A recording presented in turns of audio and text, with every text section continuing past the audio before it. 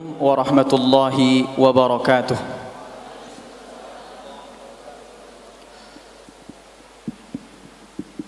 Alhamdulillahi rabbil alamin. Wassalatu wassalamu ala nabiyyina Muhammadin wa ala alihi wa sahbihi ajma'in.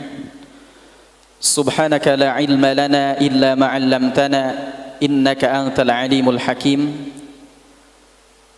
Allahumma inna nas'aluka ilman nafi'an wa fahman jayyidan wa amalan salihan mutaqabbalan wa rizqan halalan tayyiba. Faqad qala Allah Ta'ala fi kitabihil karim wa huwa asdaqul qailin a'udzu billahi as-sami'il 'alimi minasy syaithanir rajim qul bi fadlillahi wa bi rahmatihi fabidzalika falyafrahu huwa khairum mimma yajma'un amma ba'd. Teman-teman, kabarnya sehat? Ini kayak ikan hiu makan apa? Ikan gurame makan opak. Rame tapi belum kompak. Teman-teman sehat? Coba teman hijrah. Masya Allah. Kayaknya masih belum pada makan siang ya. Teman hijrah. Ada yang masih beb gitu.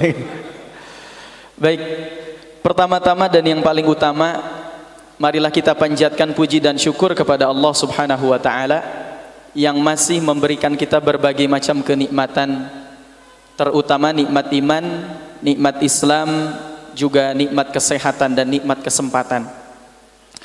Salawat dan salam semoga terlimpah curah kepada Nabi kita, yakni Rasulullah Muhammad sallallahu alaihi wasallam, kepada keluarganya, kepada para sahabatnya, dan semoga sampai kepada kita selaku umat pengamal sunnahnya. Amin ya rabbal alamin. Dua nikmat yang sering dilupakan oleh kebanyakan manusia, kata Nabi, dan mungkin kita banyak melupakan nikmat itu.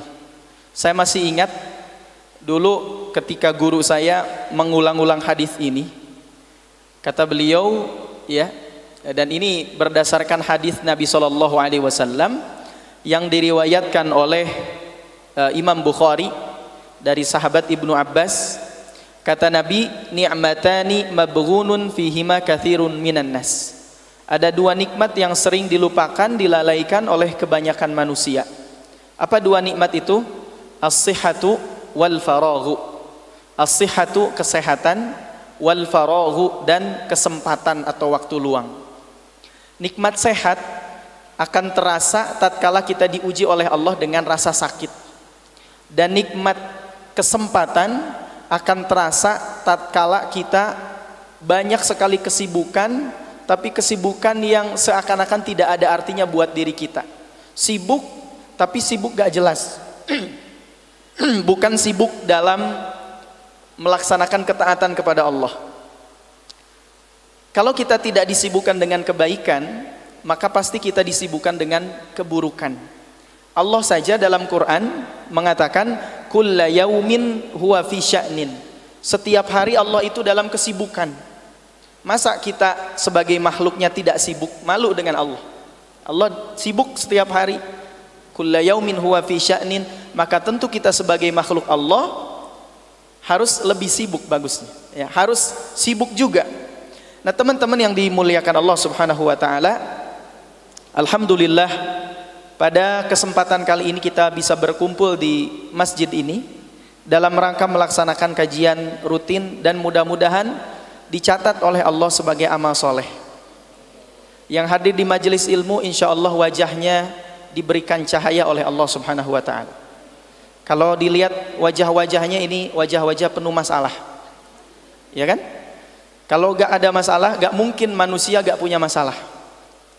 Alladzi khalaqal mauta wal hayata liyabluwakum ayyukum ahsanu amala.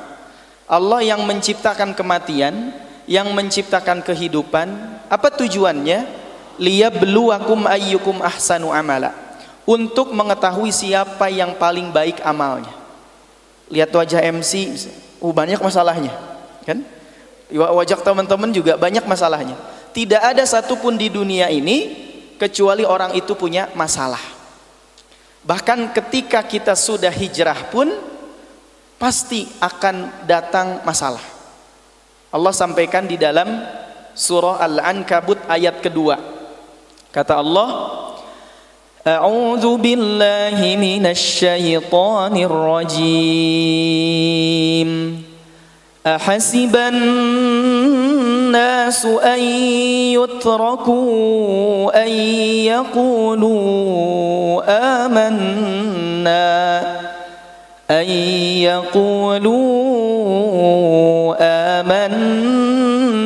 wa hum la yuftanun. Ahasiban nas, apakah manusia mengira an yutraku, mereka akan dibiarkan, an yaqulu amanna, setelah mereka mengatakan kami beriman, wa hum la yuftanun, sementara mereka belum pernah diuji. Jadi jangan merasa bahwa kalau sudah hijrah surga sudah ada di depan mata. Jangan merasa kalau sudah hijrah aku lebih baik darimu. Jangan merasa kalau sudah hijrah maka kita akan pasti selamat. Belum tentu. Ya. Kenapa? Karena apakah Allah sudah menguji kita atau belum? Ayat berikutnya Allah sampaikan, وَلَقَدْ فَتَنَّ الَّذِينَ مِنْ قَبْلِهِمْ فَلَيَعْلَمَنَّ الَّذِينَ صَدَقُوا وَلَيَعْلَمَنَّ الْكَاذِبِينَ. Kata Allah, وَلَقَدْ فَتَنَّ الَّذِينَ مِنْ قَبْلِهِمْ, dan sungguh kami telah menguji orang-orang sebelum mereka. فَلَيَعْلَمَنَّ الَّذِينَ صَدَقُوا, maka diketahuilah orang-orang siapa yang jujur terhadap keimanannya, dan wala ya'lamanal kadzibin, siapa yang bohong. Mungkin saya pernah cerita di beberapa majelis, ya, di beberapa kajian, bahkan pernah saya sempat sampaikan di kajian fikih, ya. Pernah satu ketika ada seorang pendeta datang kepada seorang ustadz. Kata pendeta ini, Ustadz, bukankah Allah itu menjanjikan kekuasaan buat orang muslim? Bukankah Allah itu menjanjikan kebaikan buat umatnya? Tapi buktinya sekarang yang korupsi orang Islam, yang tertindas orang Islam, ya, kemudian yang miskin orang Islam. Berarti Allah itu bohong. Maka kata Ustadz ini, Allah gak pernah bohong. Innallaha la yukhliful mi'ad. Tapi Allah menjanjikan itu semua bukan buat orang Islam, tapi Allah menjanjikannya buat siapa? Buat orang-orang beriman. Boleh jadi hari ini kita sudah menjadi muslim, sudah menjadi orang Islam, tapi belum benar-benar beriman sama Allah. Kenapa hari ini kita merasa sulit, merasa hidup masih serba salah, masalah gak selesai-selesai? Boleh jadi kita baru sebatas Islam, belum jadi iman. Qalatil a'rabu amanna, dalam Quran surah Al-Hujurat ayat 14, qalatil a'rabu amanna, orang Arab itu mengatakan amanna, kami telah beriman wahai Muhammad. Qul lam tu'minu walakin qulu aslamna, sampaikan kepada mereka Muhammad, kata Allah, sampaikan kepada mereka wahai Rasulullah, lam tu'minu, sebetulnya mereka belum beriman, walakin qulu aslamna, tapi sampaikan kepada mereka agar mengucapkan aslamna, kami telah masuk Islam. Walam yadkhulil imanu fi qulubikum. Kenapa? Sebab belum masuk keimanan dalam hati mereka. Dalam tafsir Ibnu Katsir, bangsa Arab ini namanya bangsa Arab dari kalangan Bani Asad. Bani Asad dari Arab pegunungan. Dia bilang datang ke Nabi, wahai Rasulullah, kami telah beriman. Maka kata Allah, sampaikan kepada mereka, sebetulnya mereka baru masuk Islam. Kenapa? Karena belum masuk keimanan dalam hati mereka. Karena setiap orang beriman pasti Islam, setiap orang mukmin pasti muslim, tapi tidak setiap muslim dia mukmin. Buktinya ada muslim tapi munafik. Maka setiap kajian yang kita datangi harus menambah keimanan kita kepada Allah. Rasul sallallahu alaihi wasallam dimusuhi bukan karena akhlaknya, tapi Rasulullah sallallahu alaihi wasallam dimusuhi yang lebih utama karena apa? Karena keimanannya. Kalau kita bicara akhlak, Nabi itu paling baik akhlaknya, diberikan gelar Al-Amin, orang paling jujur, yang gak pernah berbohong sama sekali. Bahkan titipan orang-orang Quraisy itu dititipkan kepada Nabi Muhammad SAW. Tapi ketika Nabi kemudian mendeklarasikan, inni basyirun wa nadhir, aku pemberi peringatan dan pemberi kabar gembira, dengan mengatakan asyhadu alla ilaha illallah wa asyhadu anna muhammadan rasulullah, ya, maka kemudian mereka menolak. Nah, inilah iman. Maka pupuk dalam diri kita setiap kajian, setiap apapun dalam rangka menambah keimanan kepada Allah Subhanahu wa taala. Kenapa? Karena iman itu teman-teman sering saya sampaikan hitam putih. Barometer iman itu hak dan batil. Seakan-akan memang keras gitu. Makanya kalau ayat-ayat berkaitan dengan keimanan, turunnya surat Al-Kafirun. Qul ya ayyuhal kafirun la a'budu ma ta'budun. Itu keimanan. Jadi jelas hitam putihnya. Beda dengan masalah akhlak, beda dengan masalah muamalah, ya. Kalau kita bicara akhlak, Allah sampaikan apa? La yanhakumullah 'anil ladzina lam yuqatilukum fid dini wa lam yukhrijukum min diyarikum an tabarruhum wa tuqsitu ilaihim innallaha yuhibbul muqsitin.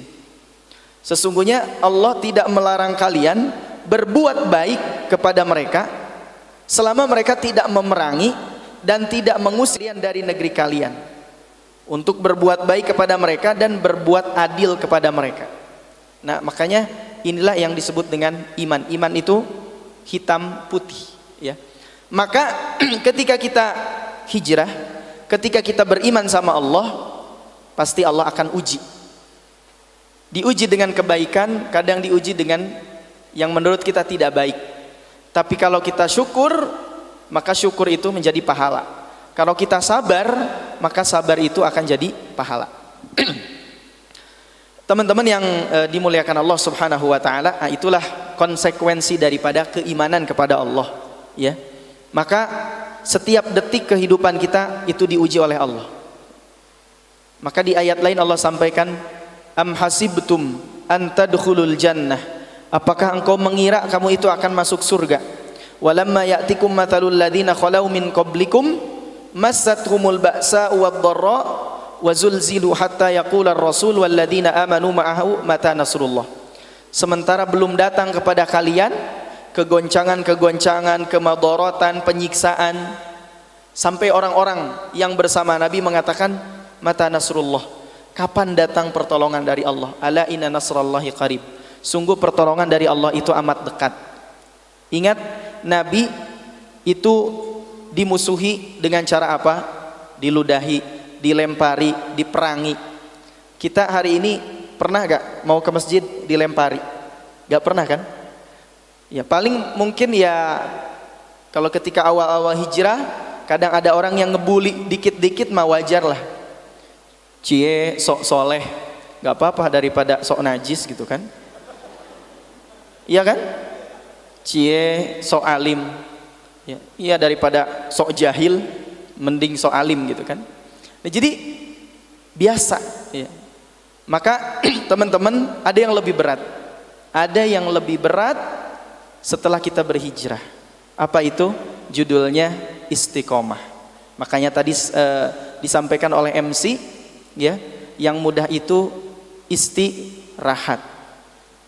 Imam Ahmad bin Hambal pernah ditanya, Imam Ahmad itu sibuk banget, ya, sampai setiap harinya bermanfaat, gak ada satupun waktu yang tidak bermanfaat. Sampai Imam Ahmad itu ditanya, wah Imam Ahmad, kapan kau akan istirahat? Kata Imam Ahmad, ketika kakiku sudah menginjakkan surga. Itu Imam Ahmad bin Hambal, masya Allah, ya. Kita ke surga aja belum tentu, ya, tapi udah pengennya dikit-dikit istirahat. Ngebayangin kalau udah hijrah, berarti lebih banyak istirahatnya. Enggak, tantangannya akan lebih banyak. Tapi justru itulah nikmatnya. Jadi jangan dianggap bahwa kalau masalah banyak semakin tidak bahagia, belum tentu. Ya. Jadi segala sesuatu yang membuat kita capek belum tentu itu tidak membahagiakan. Contoh ya, saya sering kasih contoh buat yang ikhwan, yang laki-laki yang suka futsal misalkan. Futsal itu capek gak? Capek ya. Tapi kalau sudah selesai seneng gak? Capek tapi seneng gitu. Nah begitulah ibadah itu, capek tapi seneng. Harus kayak futsal gitu, capek tapi seneng. Kenapa seneng? Sebab futsal itu ada tantangannya. Apalagi futsalnya sparring dengan orang lain, seneng kan? Walaupun capek, haheho, haus, lapar, tapi seneng. Coba futsal gak ada tantangannya. Futsal di lapangan futsal sendiri, gol gitu kan? Rame gak? Gak rame kan? Makanya yang menyenangkan itu ketika dilakukan, ya, membuat kita capek tapi bahagia, dan itu dilakukan secara berjamaah. Namanya berjamaah itu rame teman-teman, seneng nonton bola, ya, seneng rame-rame apa sendiri? Rame-rame, ya. Makanya sering ada nonton bareng sepak bola karena rame kan, ketawa sendiri apa bareng-bareng? Coba ketawa sendiri di sini, nggak ada angin, nggak ada hujan, tiba-tiba ketawa gitu. Rame gak? Orang-orang pada ngeliatin kan, 1000 mata tertuju padamu, gara-gara ketawa gak jelas. Tapi kalau ketawanya berjamaah, rame gak? Coba kita ketawa berjamaah ya, 1, 2, 3. Tuh kan? Akhirnya yang lain menertawakan yang ketawa gitu. Ngetawain apa? Gak tahu. Kan ada orang yang ketawa itu karena ketika dengar orang ngelucu, kita ketawa kan. Ada yang tertawa gak dengar apa-apa, tapi karena ngelihat semuanya ketawa, ikut ketawa aja. Masa saya gak ketawa gitu kan? Nah, jadi kalau yang namanya bersama-sama, ya, itu biasanya akan menyenangkan dan cari, ya, cari masalah. Hidup ini harus cari masalah. Dalam tanda petik ya, bukan tiba-tiba cari masalah dalam negatif, bukan. Karena hidup ini memang gudangnya masalah. Alladzi khalaqal mauta wal hayata liyabluwakum ayyukum ahsanu amala. Mohon izin ya.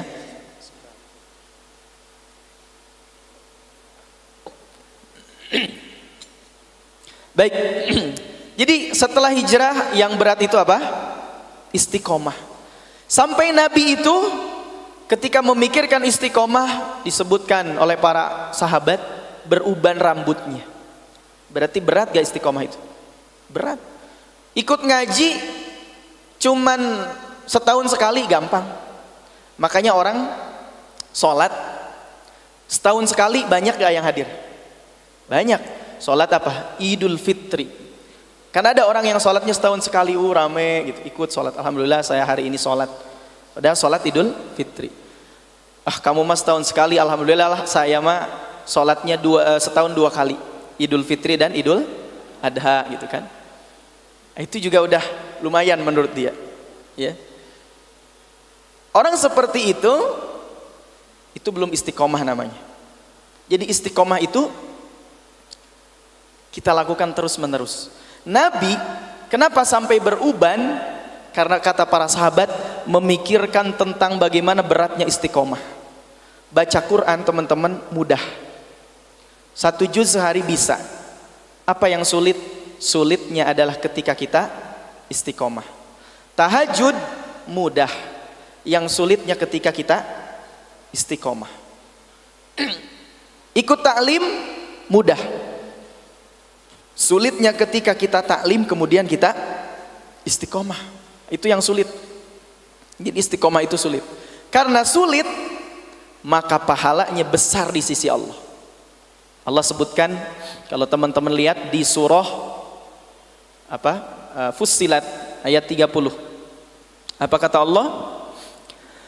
A'udzu billahi minasy syaithanir rajim.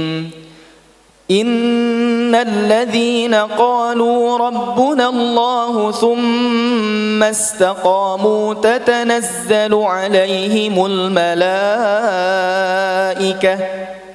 تتنزل عليهم الملائكة ألا تخافوا ولا تحزنوا Wa abshiru bil jannati allati kuntum tu'adun. Kata Allah, innal ladzina qalu, sesungguhnya orang-orang yang mengatakan qalu, mereka mengatakan Rabbunallah, Tuhan kami adalah Allah, tsumastaqamu, kemudian mereka istiqomah, tatanazzalu alaihimul malaikah, niscaya akan turun kepada mereka para malaikat, alla takhafu, kemudian malaikat itu mengatakan alla takhafu, jangan takut, wala tahzanu, dan jangan bersedih, wa abshiru bil jannati allati kuntum tu'adun, tapi berikanlah kabar gembira kepada orang-orang yang istiqomah dengan surga yang telah dijanjikan oleh Allah Subhanahu wa taala. Maka kalau kita istiqomah, teman-teman, kalau kita istiqomah, insya Allah kita diwafatkan dalam keadaan husnul khotimah. Amin ya rabbal alamin. Kenapa ada orang yang tidak husnul khotimah? Boleh jadi karena dia belum istiqomah. Ya.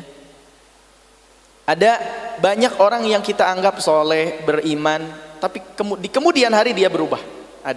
Ada orang yang belajar Quran tapi dia gak dapat hidayah. Ada. Ya. Bahkan ada seorang syekh bercerita di negeri Mauritania itu ada orang Perancis, dia bukan muslim, dia melakukan penelitian desertasi doktoral, datang ke Mauritania. Nah, untuk melakukan desertasi doktoral dia harus mengikuti budaya setempat. Akhirnya apa? Pertama dia belajar bahasa Arab, karena mungkin punya kecerdasan, akhirnya cepat, 3 bulan sudah bisa bahasa Arab. Kemudian setelah itu, karena dia harus masuk ke lingkungan masyarakat Mauritania, dia belajar Quran. Belajar Quran, ternyata cepat bisa baca, sampai kemudian dia halaqah hafalan Al-Quran. Dan orang tidak tahu bahwa dia bukan muslim. Ini kisah nyata. Orang tidak tahu bahwa dia bukan muslim. Ya. Terus dia ngafal Quran, ya, sampai hafal beberapa juz dari Al-Quran. Dan dia bukan muslim. Karena ingin meneliti tentang, kalau tidak salah penelitiannya tentang antropologi begitu, ya, tentang masalah sosial dan seterusnya. Kemudian dia belajar apa? Hadis, sehingga hafal beberapa hadis. Dan terakhir dia belajar fikih Maliki, karena Mauritania itu rata-rata bermadzhab Maliki, maka belajar fikih Maliki sampai hafal beberapa kitab dalam matan fikih Maliki. Sampai kemudian beberapa masa setelah itu dia melakukan kunjungan ke beberapa kampung yang ada di Mauritania, karena dianggap hafalan Quran punya, hafalan hadis punya hafalan matan fikih, maka ketika waktu sholat tiba dia disuruh jadi imam. Dan orang gak tahu bahwa dia bukan muslim, mau menolak gak enak, akhirnya dia jadi imam sholat, ya. Sampai setiap kali kunjungan dia diminta untuk jadi imam sholat. Setelah itu selesai penelitian doktoralnya, ya, penelitian desertasinya, pulang ke Perancis.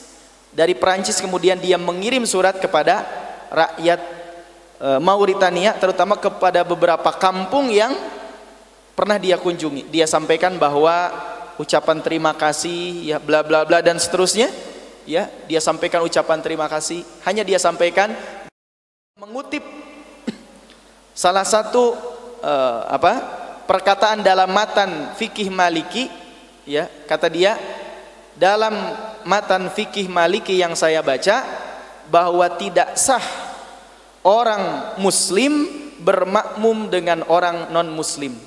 Dan ketahuilah selama kunjungan saya dan saya jadi imam di situ, saya dalam keadaan non muslim, dan kalian semua harus mengulangi sholat kalian, karena sholatnya tidak sah. Ya, jadi orang tidak tahu. Ya, bahkan di Libya itu pernah ada seorang sudah hafal Al-Quran, ya, dianggapnya ulama, ternyata lama kelamaan ketahuan ternyata dia agen Mossad. Mossad itu badan intelijennya Israel. Ya. Jadi teman-teman, alangkah mahalnya hidayah itu. Kadang-kadang ada orang yang diberikan kecerdasan oleh Allah tapi dia tidak mendapatkan hidayah. Ada orang-orang Eropa, orang-orang non-muslim, dia mampu menguasai beberapa ayat Quran, hadis Nabi, tapi kemudian tidak diberikan hidayah oleh Allah. Dan setiap manusia, setiap kita oleh Allah dikumpulkan dulu di mana? Di alam ruh, kan? oleh Allah itu dikumpulkan. Dalam surah Al-A'raf, teman-teman buka di Al-A'raf surah ke-7 ayat 172, apa kata Allah? Wa idz akhadha rabbuka min bani Adam. Dan ingatlah ketika Tuhanmu mengambil engkau ini dari keturunan Bani Adam, min zuhurihim dzurriyyatahum wa asyhaduhum ala anfusihim alastu bi rabbikum, kata Allah. Allah itu nanya di alam ruh, Allah itu nanya sama kita, alastu bi rabbikum. Manusia, tahu enggak bahwa aku ini Tuhanmu, kata Allah. Maka apa kata manusia? Qalu bala syahidna. Iya ya Allah, kami bersaksi bahwa engkau ini Tuhan kami. Tapi ketika masuk dunia, maka manusia ini lalai, lupa. Nah, makanya pentingnya istiqomah ini di sini. Karena berat, maka pahalanya pun besar di sisi Allah. Ya. Pertanyaannya sekarang, bagaimana caranya agar kita diberikan keistiqomahan oleh Allah Subhanahu wa taala? Kata para ulama, ada beberapa cara agar kita istiqomah. Satu, agar kita istiqomah adalah meluruskan niat dalam berhijrah. Satu, meluruskan niat dalam berhijrah. Allah sampaikan, wa ma umiru illa liya'budullaha mukhlishina lahuddin. Wa ma umiru, dan tidaklah kami memerintahkan kepada mereka illa liya'budullah, kecuali beribadah kepada Allah, mukhlishina lahuddin, dalam rangka memurnikan ketaatan hanya untuk Allah. Jadi namanya istiqomah itu pertama niat dulu. Makanya para ulama menyebutkan an-niyatu mi'yarul amal. Niat itu barometernya amal. Ada amalan kecil bisa jadi pahalanya besar di sisi Allah gara-gara apa? Niat. Ada amalan besar tapi ternyata kecil pahalanya di sisi Allah gara-gara niat. Niat ini penting. Mau makan, apa sih niatnya? Apakah menjalankan perintah Allah atau karena lapar? Mau minum, apakah menjalankan perintah Allah atau karena haus? Mau mandi, apakah menjalankan perintah Allah atau karena yang lainnya? Inilah pentingnya teman-teman menjaga niat dalam kehidupan kita. Ya, niat itu apa sih? Hati. Cek hati kita. Ikhlas. Ya.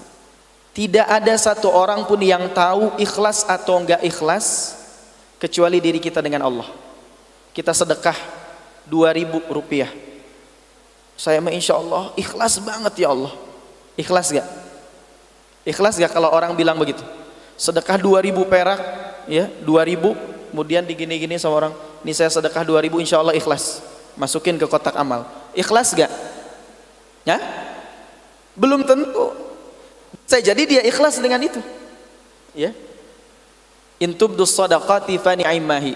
Kalau dia tampakkan sedekahnya, boleh fani'aimahi, itu satu kenikmatan. Wa in tukhfuha wa tu'tuhal fuqara fahuwa khairul lakum. Tapi kalau disembunyikan juga, fahuwa khairul lakum, itu lebih baik.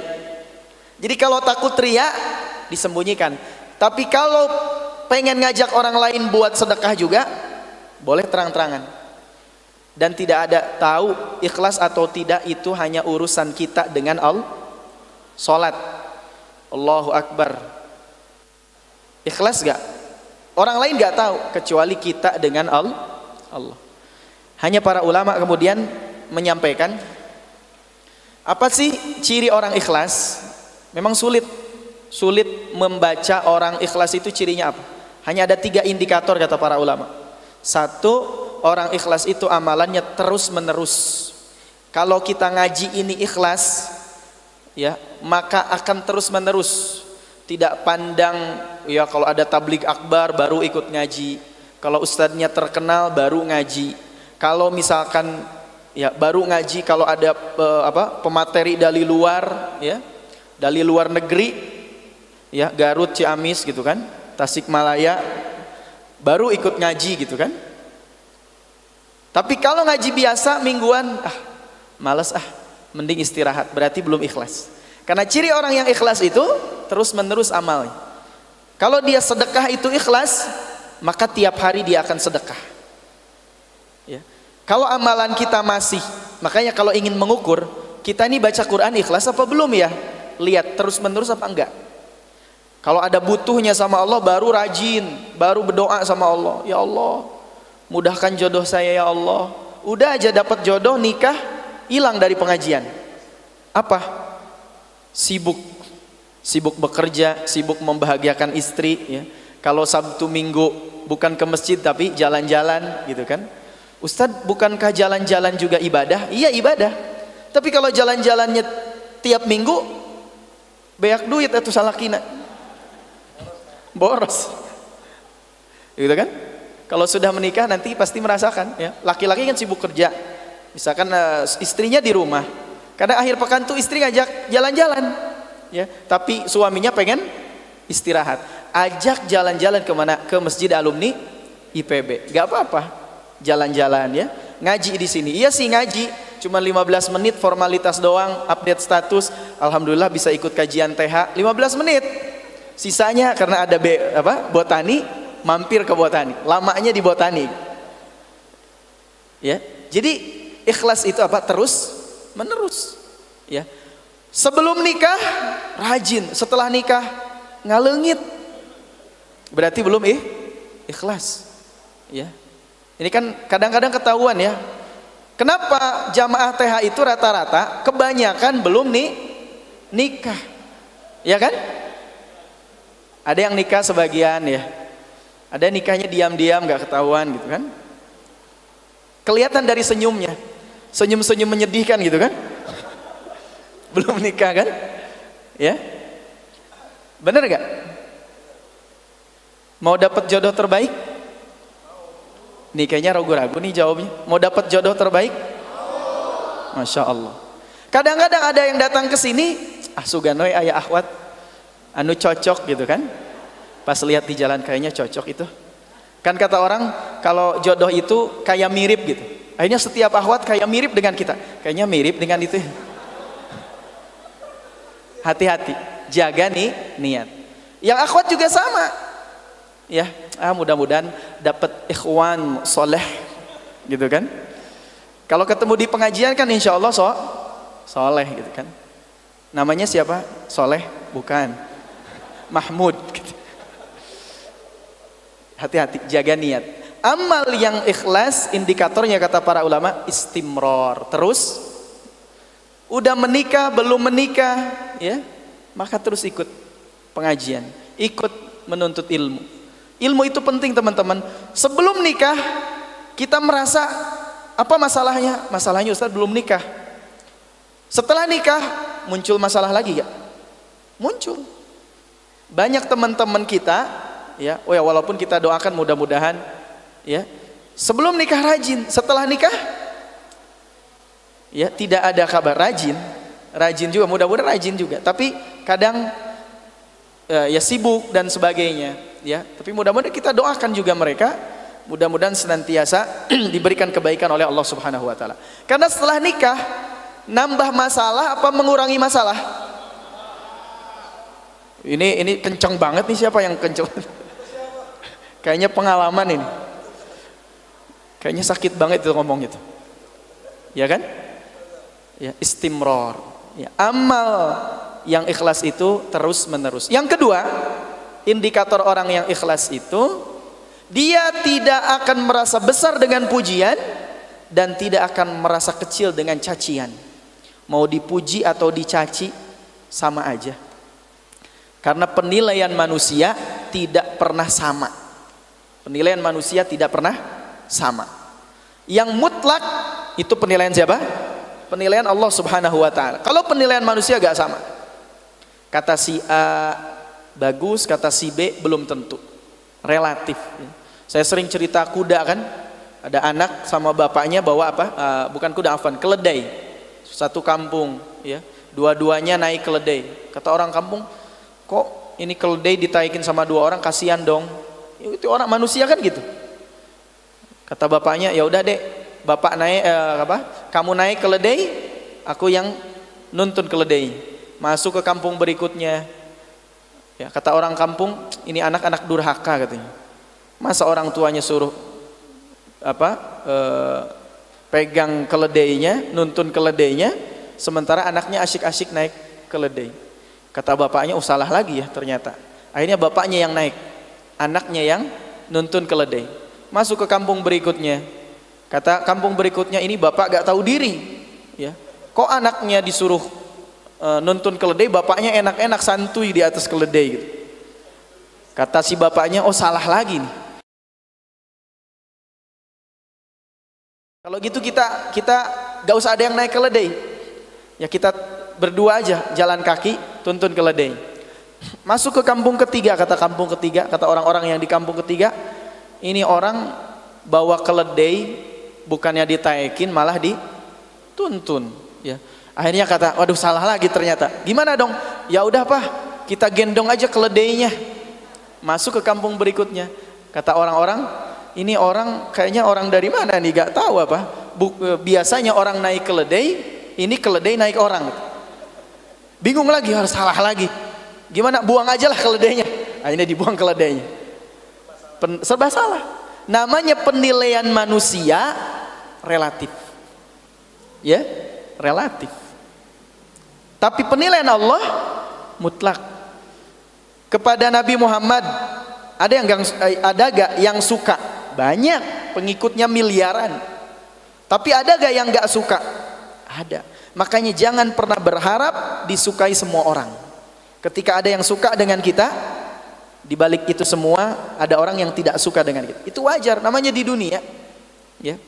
Jangan membuat senang semua orang, gak akan bisa. Maka orang ikhlas itu dia selalu tidak merasa besar dengan pujian dan tidak merasa kecil dengan cacian. Dan yang ketiga, ciri orang ikhlas itu mu'athir. Apa itu mu'athir? Punya pengaruh. Diamnya saja itu punya pengaruh. Bukan cicing-cicing hitut, ya bukan. Diamnya saja punya pengaruh, bukan. Tapi diamnya punya pengaruh itu dia belum ngobrol aja udah ada pengaruhnya. Ya. Belum ngobrol aja itu udah ada pengaruhnya. Itu orang ikhlas. Apalagi kalau dia ngomong, ngasih nasihat, ngasih teladan, itu pengaruhnya luar biasa buat kita ya. Nah maka yang pertama teman-teman, untuk istiqomah cek diri kita, niat kita, untuk apa kita hijrah. Karena Allah kah? Karena makhluk kah? Karena apa? Karena harta kah? Maka kalau masih ada niat-niat yang lain, maka kembalikan niat kita semata-mata untuk mendapatkan pahala keridhaan dari Allah Subhanahu wa taala. Itu pertama teman-teman ya. Yang kedua, agar kita istiqomah, yang kedua, cari lingkungan yang baik dan cari teman-teman yang baik. Cari lingkungan yang baik dan cari teman-teman yang baik. Ibnu Khaldun itu pernah mengatakan, manusia ini anak lingkungannya. Manusia ini anak lingkungannya. Kalau lingkungannya baik, maka insya Allah dia akan jadi baik. Tapi kalau lingkungannya buruk, maka dia akan terpengaruhi dengan keburukan itu. Lingkungan di sini bisa jadi lingkungan keluarga, tetangga, pertemanan, di sekolah, di kampus, di pekerjaan. Termasuk di dalamnya adalah teman-teman, diskusi, sahabat, ya. Makanya Nabi sampaikan kepada kita, al-mar'u ala dini khalilihi. Seseorang itu tergantung dengan agama temannya. Falyandur ahadukum man yukhalil. Maka perhatikanlah ya, siapa di antara kalian yang akan dijadikan teman. Contohnya begini. Yang akan seorang copet hanya akan tahu ya, copet ya, seorang copet pasti kemanapun ketemunya dengan copet pula. Kenapa? Karena dia tahu ciri-ciri copet ya. Seorang yang mencari kebaikan, maka ketemunya akan ada kebaikan pula. Pernah ada orang yang bilang ke Buya Hamka, Buya katanya, saya ke Mekah, kok di Mekah ada pelacur? Kata Buya Hamka, kemarin saya ke New York, ke Las Vegas. Di Las Vegas, di Amerika itu kok gak ada pelacur? Ini apa artinya? Ini artinya seseorang tergantung apa yang dia cari. Ke Mekah sekalipun, ke tanah suci sekalipun, kalau niatnya untuk bermaksiat kepada Allah, maka itulah yang akan dia dapatkan. Ke Amerika sekalipun, kalau niatnya untuk mendapatkan kebaikan, maka insya Allah kebaikan yang akan dia dapatkan. Maka tadi kembali kepada niat dan lingkungan itu penting. Al-mar'u ala dini khalili. Seseorang tergantung dengan agama temannya. Teman ini penting. Di zaman Nabi, sahabat itu kan orang-orang baik semua, dipuji oleh Allah. Ya. Ridwanullah alaihim. Yang diridhoi oleh Allah semuanya, sahabat. Nah, maka kita sebagai hamba-hamba Allah tentu harus menjadi orang-orang yang senantiasa menebarkan kebaikan. Apa ciri sahabat yang baik? Sahabat Ali bin Abi Thalib, Sayyidina Ali pernah mengatakan, satu, kalau engkau melihat wajahnya, maka engkau mendapatkan ketenangan. Ya, siapa yang ngajak kita ngaji hari ini? Coba lihat wajahnya. Tenang, apa kesel, apa marah, apa pengen nabok gitu kan? Ke teman kita. Ya, kalau memberikan ketenangan berarti insya Allah dia sahabat yang baik buat kita. Coba aja, ya. Maka kalau ingin jadi sahabat yang baik, berikan ketenangan, minimal senyum dah. Kalau ketemu sahabat kita apa? Senyum, ya. Tunjukkan. Senyum itu menambah kegantengan dan kecantikan sekian persen lah. Lumayan lah, saya ongkosin gitu. Iya kan? Iya, coba senyum coba. Coba 1 2 3 senyum. Latihan senyum. Jangan susah senyum ya teman-teman. Mau senyum susah gitu. Jangan terpaksa, harus muncul dari dalam hati. Tabassumuka fi wajhi akhika laka sedekah. Senyumanmu di hadapan saudaramu adalah sedekah. Jadi kalau gak punya duit pengen sedekah, senyum aja. Kotak amal lewat, senyum gitu kan. Yang minta sumbangan lewat, kasih senyuman. Insya Allah itu sedekah. Ya. Kotak amal alumni IPB nanti kosong KB iku naon. Gara-gara ngaji di teman hijrah. Pokoknya kalau kotak amal lewat dikasih senyum gitu kan. Ya, mas masuk gitu kan. Ada lagi ada yang minta sumbangan ngecerik gitu kan. Kita kasih senyuman. Ya minimal ya. Kan disebutkan di Quran, qaulun ma'rufun wa maghfiratun khairum min shadaqatin yatba'uha adza. Ucapan yang baik dan permintaan maaf khairun, lebih baik, min shadaqatin yatba'uha adza, daripada sedekah yang itu disebut-sebut. Alhamdulillah saya mah sedekah berapa? 10.000. Disebut-sebut terus sambil menyakiti, atau ada yang minta sumbangan kita kasih tapi sambil nyakitin dia.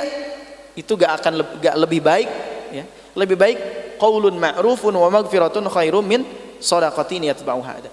Maka teman itu, teman yang baik, kembali lagi tadi, memberikan ketenangan. Dilihatnya tenang. Ya. Salah satu supaya tenang apa? Sering senyum, wajahnya dibuat secerah mungkin. Kalau belum bisa senyum, coba cari cermin, ya. Di cermin senyum sendiri. Udah ganteng apa belum? Nah, gitu kan? Senyum. Apa? Supaya jangan sampai senyum kita juga. Kan senyum itu macam-macam ya, ada senyum ikhlas, ada senyum sinis. Nah, itu senyum apa tuh? Sinis kan? Kita bisa syukurin. Nah, itu kan senyum ini ya. Senyum sinis. Ada yang senyum apa? Ikhlas. Ada yang senyum apa namanya? Terpesona. Kalau terpesona kan begitu ya, sampai mau pingsan gitu kan. Jadi senyum dilatih ya. Karena sedekah senyum itu ya. Jadi teman yang baik itu menenangkan. Yang kedua, ciri teman yang baik itu selalu memberikan nasihat buat kita. Selalu memberikan nasihat buat kita. Ad-dinun nasihah. Agama itu nasihat. Ya, tapi Nabi juga menyampaikan kalau ngasih nasihat jangan panjang-panjang. Nasihatin teman kita 2 jam berturut-turut, non-stop, jangan. Ya, nasihat itu sedikit aja. Dan kita boleh minta nasihat sama orang-orang soleh, boleh. Minta nasihat sama teman kita boleh. Minta nasihat sama guru-guru kita boleh. Dan sering-seringlah minta nasihat.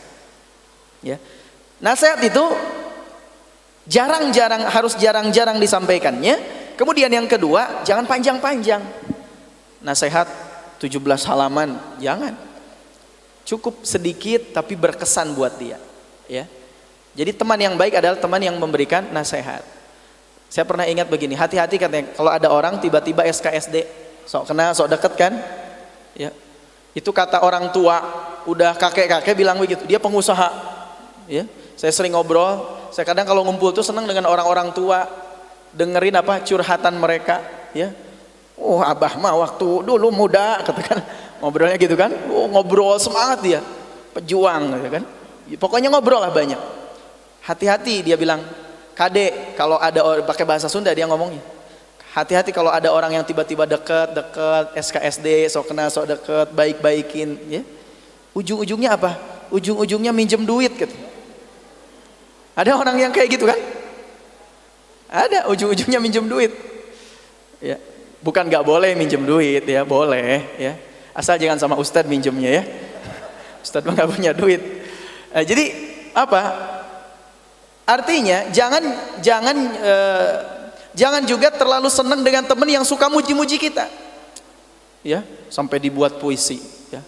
Kamu adalah teman terbaikku, sehidup sesurga, ya. Dunia akhirat, gitu kan? Dipuji-puji sama kita. Jangan terlalu senang. Kalau zaman Soeharto dulu kan ada ABS, asal bapak senang, itu hati-hati tuh. Iya, kalau muji-muji terus hati-hati. Kalau ada orang yang muji-muji kita, harus agak curiga. Ada motivasi apa di balik itu? Kelihatan kan muji yang ikhlas sama muji yang tidak ikhlas. Ya, muji yang ikhlas sama muji yang mau pinjam duit kan? Ketahuan kan? Makanya hati-hati. Jadi justru harus senang ketika teman ada yang ketika kita melakukan kesalahan, kita diingatkan oleh dia untuk selalu apa? Untuk selalu melakukan atau istiqomah di jalan kebaikan, ya. Nah, ini maka penting teman-teman. Yang kedua, cari lingkungan yang baik, cari teman yang baik. Yang berikutnya, yang ketiga, menguatkan akidah dan keimanan, ya. Kuatkan akidah dan keimanan kita kepada Allah Subhanahu wa taala. Kuncinya apa? Menguatkan akidah dan keimanan tidak lain tidak harus dengan ilmu. Gak mungkin iman kita kuat kalau kita gak punya ilmunya. Gak mungkin iman kita kuat kalau kita tidak punya ilmunya. Gak mungkin akidah kita kuat kalau kita gak punya ilmunya, ya. Kalau orang yang akidahnya kuat apa? Tidak ada yang ditakuti kecuali Allah Subhanahu wa ta'ala. Gak takut dengan makhluk halus atau makhluk kasar. Teman-teman ini kan makhluk kasar semuanya kan, ya.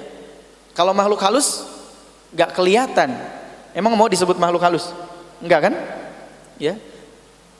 Jadi kita kuatkan akidah. Tidak ada yang takut, ya. Tidak ada yang ditakuti kecuali Allah. Kadang kan kalau orang yang gak kuat imannya, lewat kuburan aja udah takut. Apalagi ada mitos, di kuburan itu banyak orang yang dikubur. Emang benar sih, di kuburan banyak orang yang dikubur. Terus kita takut, nya kamar iki aya nu megat, gitu kan?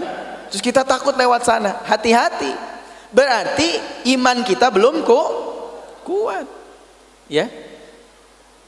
Tapi kan pernah ada cerita ya, anak kecil lewat habis ngaji gitu kan, dicegat sama hantu, walaupun hantu itu gak ada, dongeng, ini mah bohongan katanya, ya. Dicegat sama hantu.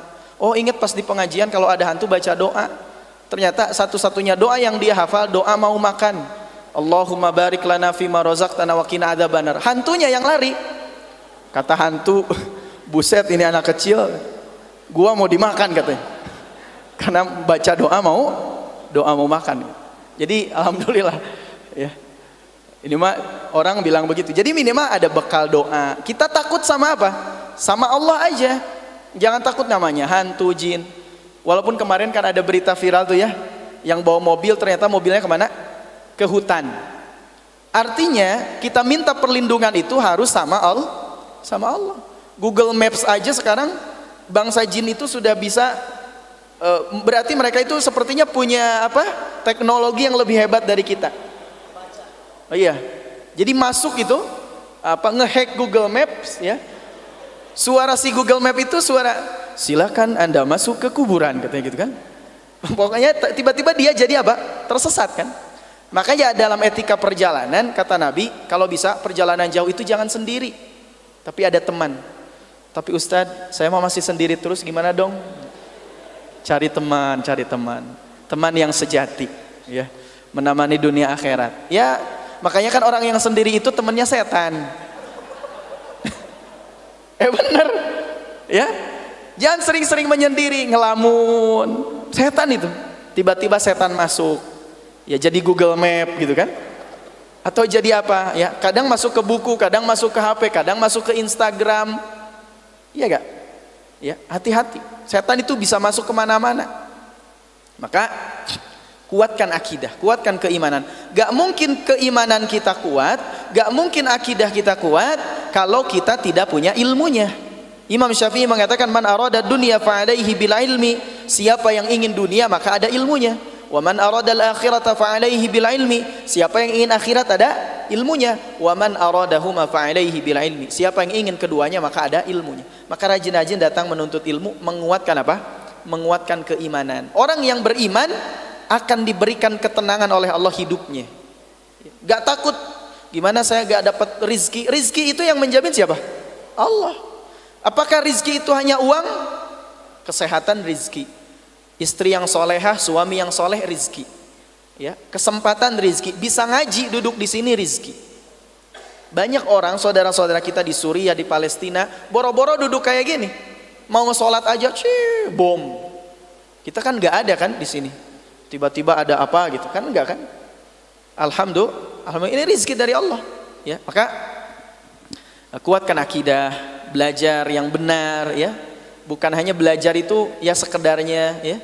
Makanya kenapa tadi MC menyampaikan coba ditulis. Karena kata Nabi, qaidul ilma bil kitabah, ikatlah ilmu dengan tulisan, ya. Bukan berarti yang kalau orang Betawi bilang jiping, ngaji kuping nggak bagus, dapat berkahnya, ya, bagus. Tapi lebih baik lagi ditulis. Cuman sekarang kan qaidul ilma bit taswir. Ikatlah ilmu dengan memfoto. Nah, gitu kan. Alhamdulillah bisa ikut kajian teman hijrah gitu. Difoto, upload Instagram, tandai @samsamnurhidayat. Ada kan? Itu biasanya kalau udah ngaji tuh banyak yang nandain. Saya repost aja, repost.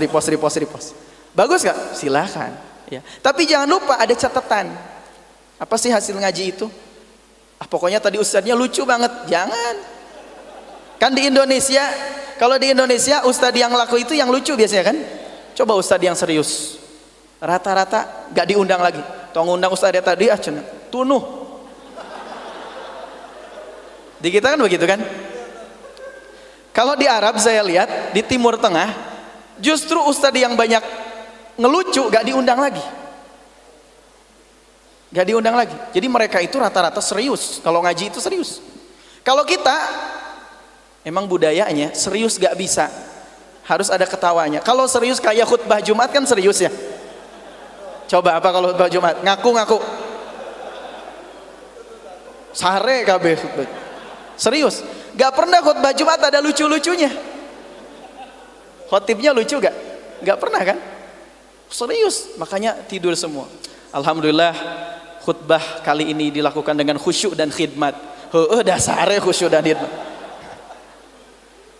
Ya, maka yang ada teman-teman saya kuliah di Timur Tengah gitu kan, kadang dosennya padahal nggak ngelucu gitu, tapi orang kita ketawa sendiri. Ya, orang Indonesia itu katanya ya lucu-lucu, yang nggak lucu pun jadi lucu gitu, nggak tahu apanya yang lucu gitu. Itulah kelebihan orang kita. Alhamdulillah, jadi hidupnya tuh senang terus, ya, hidupnya senang terus. Kalau mereka kan ya, serius. Ya, mendengarkan dengan baik seksama. Kalau kita kan rata-rata apalagi di kampung, kalau pengajian itu kalau gak lucu, maulid, Isra Mi'raj, pokoknya ngundang ustadz yang lucu, ya. Gak masalah sih selama pesannya tersampaikan, ya. Kemudian teman-teman yang keempat, di antara agar kita istiqomah adalah jangan lupa belajar Al-Quran dan berusaha mengamalkannya. Kenapa? Karena sumber hidayah itu ada di dalam Al-Quran. Apa kata Allah? Alif Lam Mim Dzalikal kitabu la raib fihi hudal lil muttaqin. Quran itu kata Allah, dzalikal kitab. Kitab ini la raib, tidak ada keraguan, fihi hudal lil muttaqin, petunjuk bagi orang-orang yang bertakwa. Maka sering ada yang nanya, Ustaz, kalau saya udah hijrah apa yang pertama kali harus dipelajari? Satu, tentu kita sudah beriman, sudah bersyahadat. Satu, belajar sholat yang benar. Belajar sholat yang benar. Udah bisa gak bacaan sholat? Apa sih bacaan takbiratul ihram itu? Bacaan doa iftitah itu apa? Al-fatihahnya, seterusnya. Setelah hafal bacaan sholat, maka belajar baca Quran. Jangan sampai udah hijrah baca Quran gak bisa-bisa, ya. Jangan sampai, tapi berusaha, ada usaha. Ada yang ngajinya bagus. A'udzubillahi minasyaitonir rajim. Bismillahirrahmanirrahim. Alif ba ta sa ja. Minimal kan meyakinkan dulu, ya. Kalau datang ke mertua, ya. Itu kan mertua biasanya sekarang kan nyarinya. Kalau dulu saya masih lihat orang-orang itu pokoknya cari yang mapan, yang kaya, sudah punya rumah gitu kan. Tapi sekarang orientasi orang beda-beda.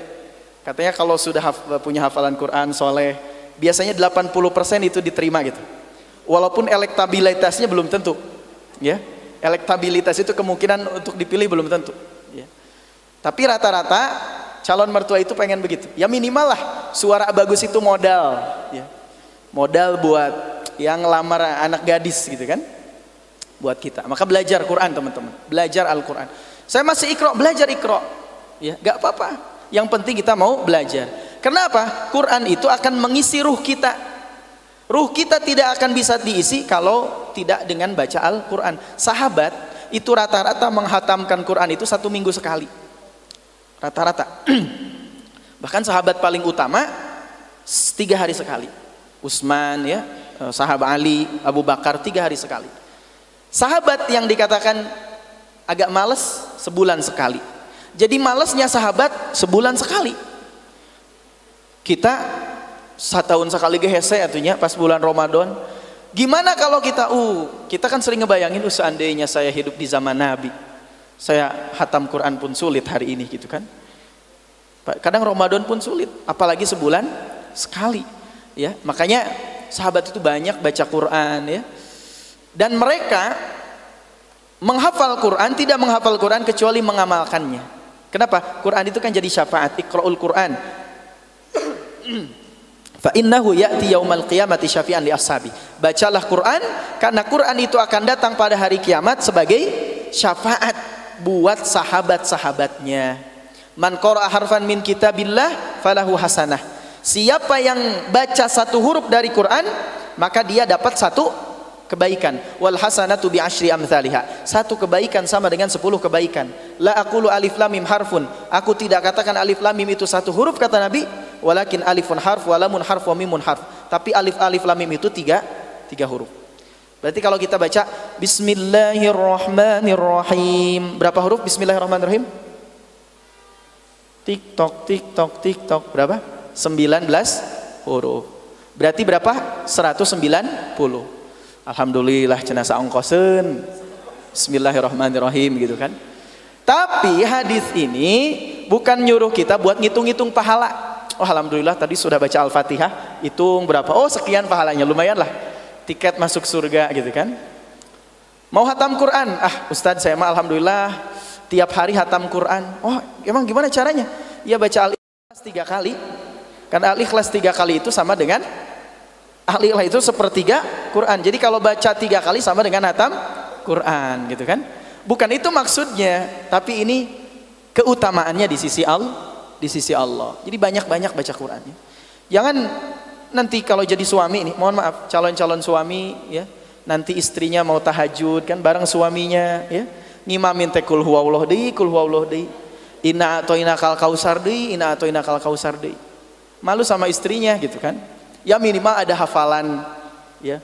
Bismillahirrahmanirrahim. Yasin. Oh istrinya bangga banget kan, masya Allah. Suami saya baca Yasin sekarang. Naon kadituna cie. Ya lupa dia. Allahu Akbar. Nah, Gak apa-apa, minimal udah membanggakan istri gitu kan. Alhamdulillah rakaat pertama Yasin ya, rakaat kedua Tabarok, rakaat kedua Waqiah, sayat-sayat kan. Sah, sholatnya sah, tapi kan maknya gitu teuing gitu kan. Berusaha ngafal, minimal hafal apa juz amma. Kayak kemarin ketika tiba-tiba datang virus corona kan, taraweh semuanya di rumah 30 hari full. Saya pun di rumah taraweh 30 hari full. Otomatis seorang bapak, seorang suami itu jadi imam. Coba tiap taraweh teh tadi gitu kan, bosan nggak? Ante bosan cina? Bosan apa nggak? Bosan ya. Ya minimal ada alif lam mim ya kek ya. Cuman kalau di kita kan sering saya sampaikan, kalau misalkan alif lam mim itu biasanya di belakang tuh sedih, nangis kan. Alif lam mim. Bukan sedih karena meresapi, tapi tahu yang dibaca pasti panjang. Pasti rukuna lillah. Mau nggak mau salat di didinya kamari alif lam mim. Gitu kan? Jadi belajar baca Quran, ikut tahsin ya. Kalau ada sekarang kan yang online aja banyak, tahsin online banyak, ikut teman-teman ya. Jadi jangan malu.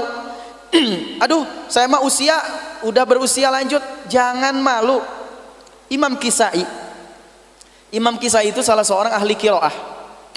Ahli qiraah Imam Kisai itu. Dia sampai usia 40 tahun itu jadi pengembala kambing. Mengembala kambing. Ketika dia mengembala kambing, tiba-tiba ada seorang ibu yang bawa anaknya. Kata ibu itu, muncek bahasa Sunda namanya meren, jang tuh tingali. Ngerti gak ini? Kalau gak ngerti nanti ada translate-nya ya. Dek, kamu jangan kayak orang itu. Lihat udah tua 40 tahun, kasihan dia jadi pengembala kambing. Dan itu didengar oleh Imam Kisai. Dalam hatinya, ternyata saya dijadikan contoh yang buruk, kata Imam Kisai. Dijadikan contoh yang buruk. Akhirnya apa yang dilakukan Imam Kisai? Dijual itu kambingnya semuanya, kemudian uangnya dipakai untuk menuntut ilmu. Apa yang terjadi? Yang terjadi di kemudian hari, dia menjadi ulama qiraah. Padahal usianya sudah 40 tahun. Jadi apalagi? Kayaknya belum ada yang 40 tahun insya Allah. Ya, paling ya 40 tahun kagigir gitu kan. 30 tahun ya ke bawah. Nah, itu Imam Kisai. Jadi belajar Quran. Terutama Quran teman-teman ya. Setelah belajar tauhid, akidah, belajar sholat, yang ketiga prioritaskan belajar Quran, terutama belajar membacanya. Yang kelima, supaya istiqomah itu berusaha untuk beramal walaupun sedikit. Beramal walaupun sedikit. Ada amalan unggulan. Apa sih amalan unggulan buat kita? Mau itu sedekah, mau tahajud, mau duha. Kalau tidak bisa semuanya, minimal ada satu amal unggulan buat kita. Ada satu amal unggulan buat kita. Dan yang terakhir teman-teman, sebelum nanti kita ada infak ya. Yang terakhir, jangan lupa untuk berdoa. Doa sama Allah agar kita dijadikan oleh Allah orang-orang yang istiqomah. Doanya apa? Ya muqallibal qulub, tsabbit qalbi ala dinik. Wahai yang membolak-balik hati, ya kokohkanlah hatiku di atas agamamu. Jadi minta kepada Allah agar kita istiqomah. Karena gak mungkin kita istiqomah kecuali dengan pertolongan dari Allah. Abu Thalib aja yang dekat dengan Nabi, membela Nabi, tapi Allah gak kasih hidayah. Maka minta banyak-banyak sama Allah ya. Dan dalam hadis Nabi sampaikan, sesungguhnya Allah itu malu ketika ada seorang hambanya yang mengangkat tangannya berdoa kepada Allah dan Allah tidak mengabulkan. Allah malu, makanya Allah pasti mengabulkan. Wallahu a'lam bishawab teman-teman. Nanti silahkan nanti kalau ada pertanyaan disiapkan, baik yang berkaitan dengan materi atau mungkin di luar materi ya. Kalau bisa sih di dalam materi begitu ya. Mudah-mudahan bisa dijawab. Kalau masih ada waktunya, saya serahkan kembali kepada pembawa acara. Dipersilahkan. Mangga.